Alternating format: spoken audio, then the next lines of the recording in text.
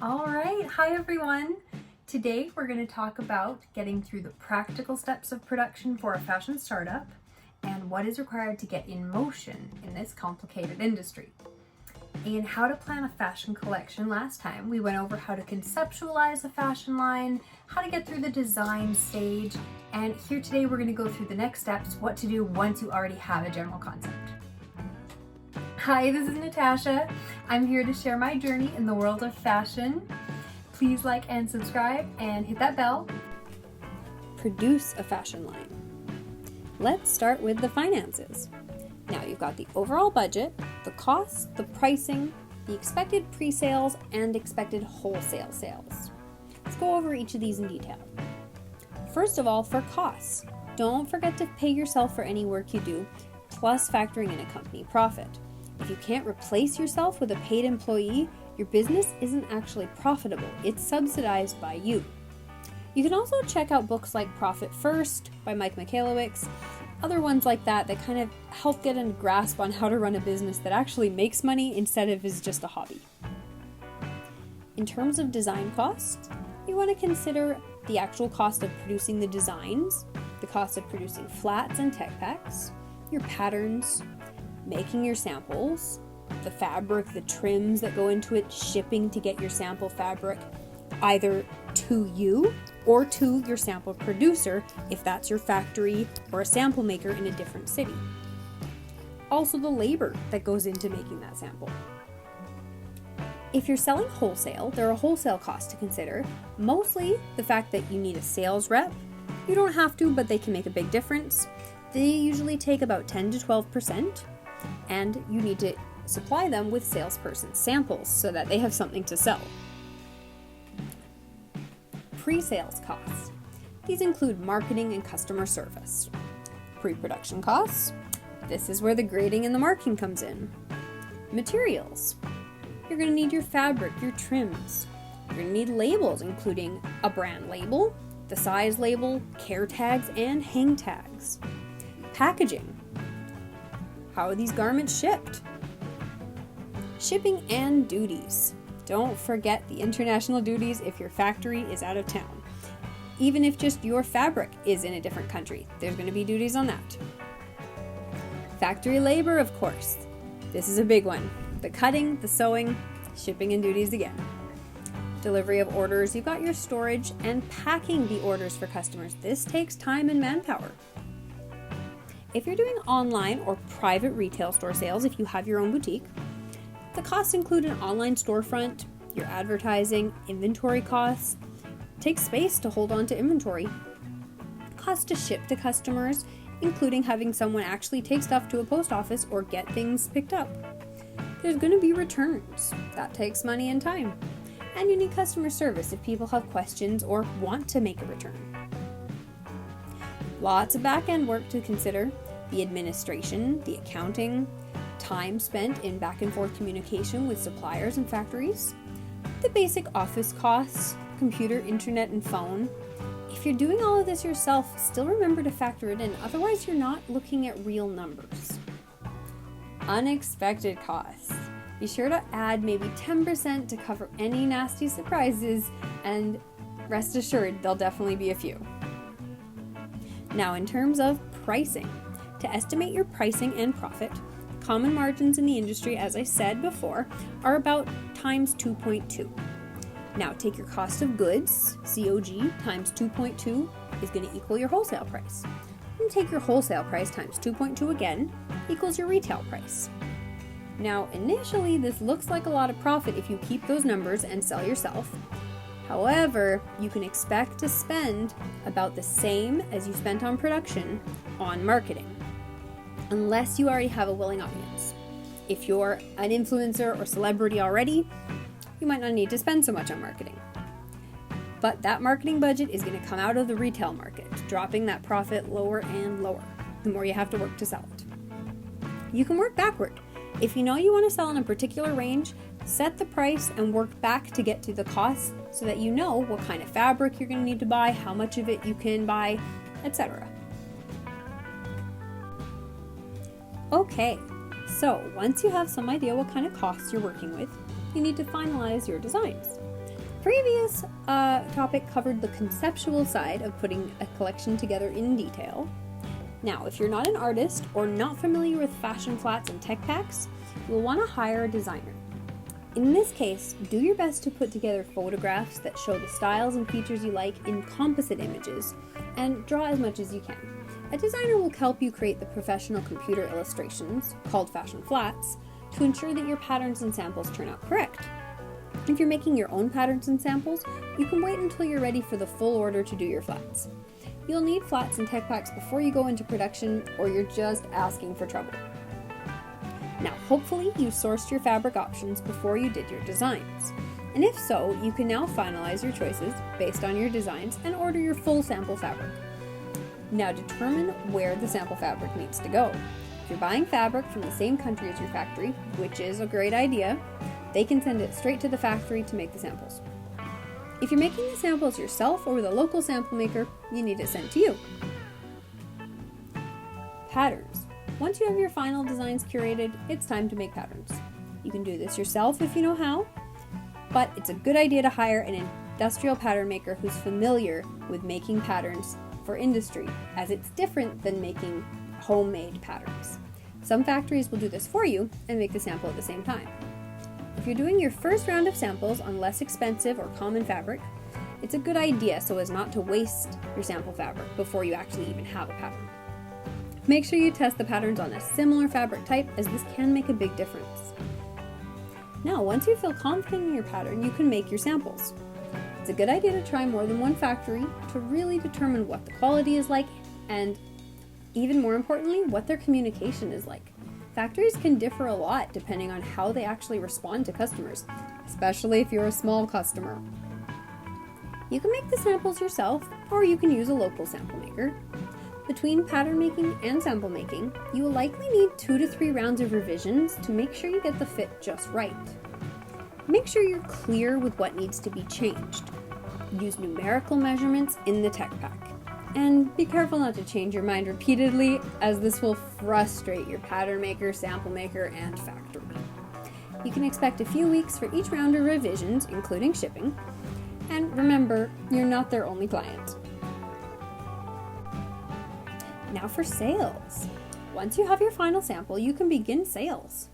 For wholesale, you may need to have salesperson samples made to show to retailers. If you're selling online yourself, you can use a single sample for photo shoots or video shoots, etc. If you're doing only pre-orders, wholesale, and not inventory, inventory is dangerous. If you must buy inventory, try to do it only once you've already proven sales in a previous round.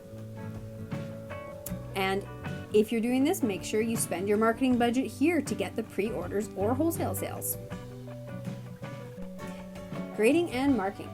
Now, only once you have some confirmed sales should you get your patterns graded and marked.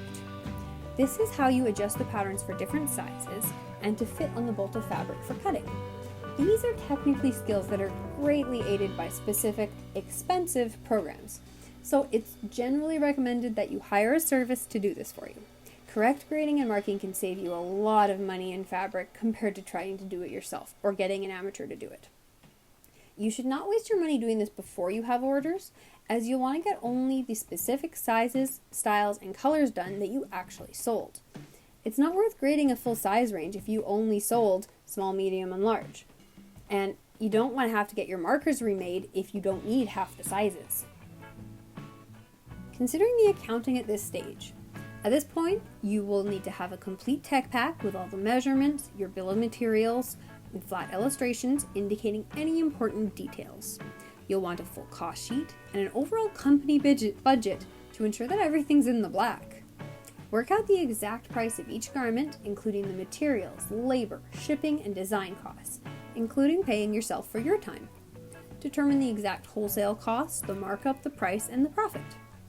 If you're selling yourself, make sure the exact market from wholesale, price and marketing budget, website costs, customer service costs, and add some more hours for yourself here again, and the final profit.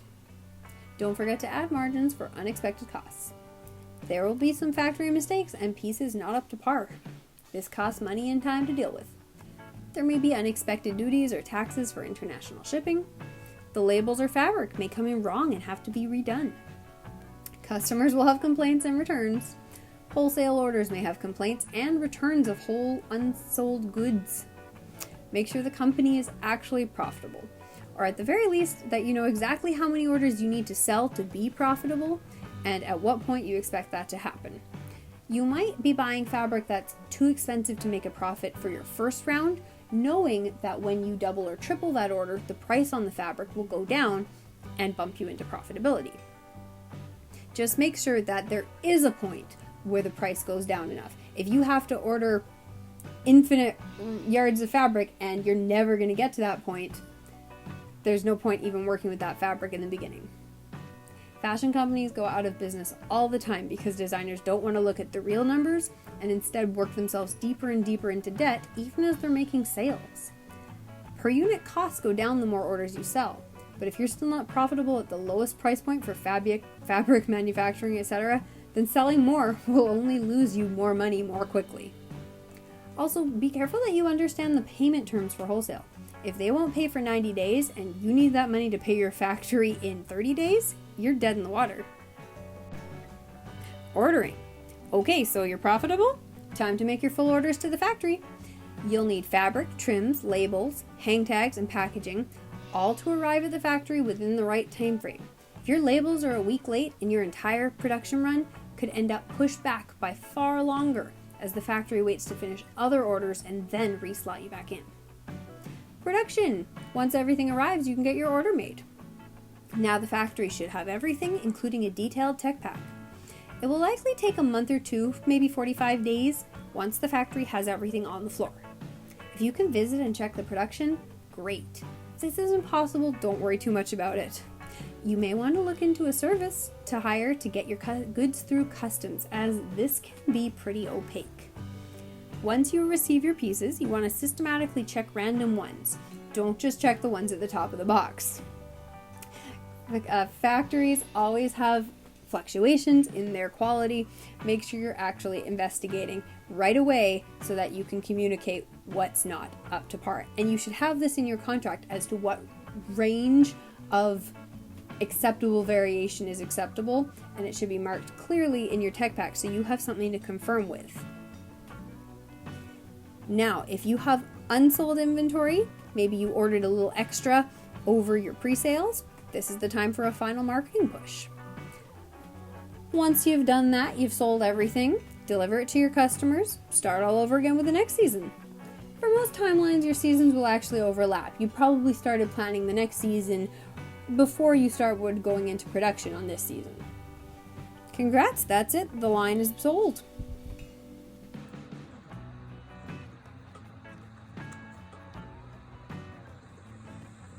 Okay, yeah, that's not bad. Okay, so that's all of them drawn. I'll go through and give an overview because I know we kind of missed some from last time that I've already finished. Okay, so first up, starting with suiting, day wear, kind of work wear. We've got nice draped shirt, pencil skirt, get into a first jacket, a little kind of loose boxy style blazer, again no collar, no lapels, back with the draped shirt and the pencil skirt again. Different style blazer. This one you could also do in a knit as kind of a sweater cardigan with the belt on top, or you could do out of a real blazer material. First pants, knit top, nice slacks, just really clean, simple look. Pulls the whole wardrobe together for this collection. A little bit more fancy, you get a nice drape neck back shirt, classic pencil skirt again. Going through a nice knit dress, so just a kind of slinky, well-fitting, not too low cut so it's not crazy, thick knit wool dress. This one would be a shirt and skirt, so we've got kind of a knit top on this shirt there and then just a satin skirt with a big watercolor flower on. You'll see that when it's colored. Getting into more of the formal wear, just a nice spaghetti strap. pencil skirt line dress. You can see the pleated bodice for the first time in this one. And now we're into the cute little bow neck little detail that you see again later. More of that vintage boat neck style with the waistband, which we're gonna see repeatedly. Cute bow shoes on this one. Again, back to that blazer and or sweater. You could do it in either material, a knit or a woven, with some nice kind of sleek pants. Get a cute purse on this one. Now we're using this kind of side swept slit detail on the skirt. That's going to come up again later to kind of be a more tailored version of the bunched, gathered kind of side skirt. And a knit top on this one again. Getting into the first kind of fancy dress, we've got a nice overskirt, the pencil skirt, the ribbons on the top. It's got a waistband made of tulle as well. This one's just really fun. More classic again, that kind of boxy cut, simple, really clean coat. A nice kind of, this would be a woven top with the dart in it, probably with some little cap sleeves, and then the pants. Nice daytime look, or really fancy, you know, a formal evening look. If you had a nice kind of deep, rich tone here, a nice black or jewel tone blazer, and then the nice pants in a satin, look really good for evening wear. Starting to get into some of those drape dresses. We've got kind of a more conservative one here. Maybe you could wear this to work if you did it in a knit, a bit of a Glen plaid or something like that with a bit of texture to it, a wool. You can make this a really nice work daytime dress. Switching over to this one, definitely not a daytime dress. I thought you could probably put a sweater over that and make it work if you're anything like me. But yeah, really cute, simple, basic with the little kind of sweetheart pleated detail at the top. Moving into the definitely more evening version of the dress, you've got the low neckline. This is going to be in a slinkier fabric, maybe a silk, a satin, maybe something exciting like a gold. And you got the sparkly boots or the lace boots to go with it. Back, now this could be on either of the previous ones. This one is just a shirt though, so you've got kind of one of those front neck shirts with the V. Depending on how low you wanted that V, you could do either. Make back the interesting point. You probably want to keep it high on the front, and then just a nice satin pencil skirt to go with it. More of a fun party dress. You got it all here. You got the strapless with the pleats. You got the matching pleated waistband and the little bit of tulle. Oh, she didn't get shoes. Let's give her some shoes. Thing. She could use some bows here. I feel like we really liked those bow shoes, and we'll do it like that.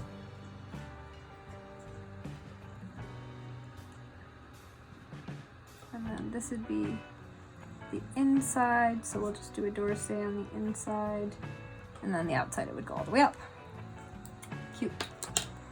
All right, up next, this one doesn't look like much right now. It's going to be having the cute paint spots in the coloring with the nice classic top. Into evening gowns, we've got this beautiful, very simple, elegant with the slit detail in the skirt and the nice draped front. Moving again into the fully draped evening version, same kind of V-neck top with the draping on the side that kind of loops around to the other side. Ties it all. Really simple A-line classic evening gown. Can't go wrong. Strapless. More fun, getting the little bow tie straps, the nice overskirt. God, I love overskirts. And then the nice simple sheath skirt. This one, more drapey. Drape front, low neck, drape back, and a slit in the side. Nice satin, maybe a, you know, you get kind of all those bridesmaidy colors, those kind of pastels. Or you could do something fun like a classic black or sparkles, gold. This one, way more drama. You've got the short pencil skirt with the long overskirt, all in a heavy, thick satin, maybe kind of even a brocade or an embroidered heavy detail beading would make this look phenomenal. Into the ball gowns, something with that nice pleating detail at the top and bottom to tie the piece together, and some nice tulle on the bottom. Heavy satin would look great here. This one with a beautiful light, kind of very easily to drape, easy to catch the light satin up here in a gold would be beautiful with a cream tulle underneath or a cream satin. This one is more of one of the watercolor. You've got a big flower down here and then a really simple shirt to just keep it all the attention on the bottom. Similar on this one, different style neckline with the tulle pleated bodice, but the tension is on the floral details. Over here, again, a bit more detail on the top because the bottom is painted, but the top is clear. This one, just lovely. Do this in a nice medium weight satin so that it hangs nicely and shimmers when you walk, but also has enough support to keep the top in the right place without trying to fall off. More fun, that vintage flare, the boat neck plus the overskirt. Just some nice little details to throw together. And then the nice big bow one. This one would be really cute with the paint dots on it, so I might do that just to kind of tie it in. Kind of make it one of those rainbow style wedding dresses. And then last but not least, we're back to the beautiful flower. The wedding dress version with the simple bodice to keep it all clean. All right, well, that's all for the sketching today. Thank you everyone for tuning in. Hopefully you enjoyed it. Hopefully there was some fun details or some inspiration or something for you. Please check back again later. So thanks everyone for coming by. Please like and subscribe. I hope to see you, whether it's on YouTube, Natasha Tuskovich Designs, on Twitch, Praline Creative. And yeah, I will see you guys all later. Thanks for coming by. Woo, that was a lot of info. Who's still with me? Do you have a better idea of the steps involved in the clothing line now? The budgeting itself is tricky because so much is so widely ranging, and pinning down example numbers is hard. No one ever wants to give away example numbers because it depends on everything, and if you give the wrong example, changes it all. But at the end of the day, you can generally get some decent ideas looking at online websites that do sell wholesale fabric. Worth a try. Consider hiring a consultant who can help you.